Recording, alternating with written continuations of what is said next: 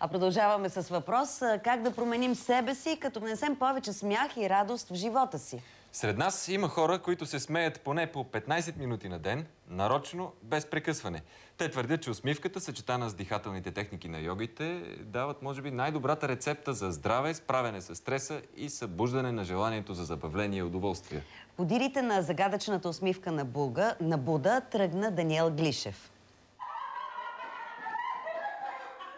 Теоретично знаем, че смехът е най-доброто лекарство. За съжаление, в днешни дни все по-рядко ни се случва да си намерим повод да се разсмеем. Това ни кара да се питаме как да внесем повече усмивки и радост в живота си. Има обаче хора, които са превърнали смеха в нещо повече от хоби и се занимават всекидневно с него, поне по 15 минути. Независимо колко се смее човек в ежедневието, това е само по няколко секунди, а в йога на смеха е изключително важно да се смеем продължително 10-15 минути. Това в ежедневието се случва много рядко и зависимо от някакви външни стимули да не разсмеят, но ако чакаме на това, може и да не го дочакаме. Човек просто трябва да се погрижи за дневната си доза смях. Но ако и това не помага, просто си откъснете една усмивка, това е другия вариант. Но ако не намерим подобна усмихната обява, следват упражненията.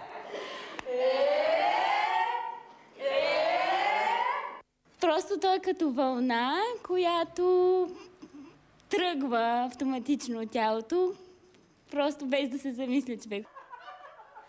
Как се идва до толкова смях?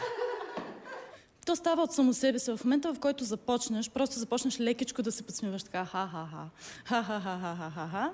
И че става веднага рълчетата на устните се повдигат нагоре и че става смешно. Тръгват такива импулси, които достигат до ума и той започва да се смее заедно с тялото.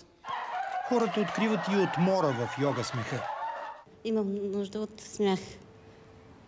И много ми действа добре.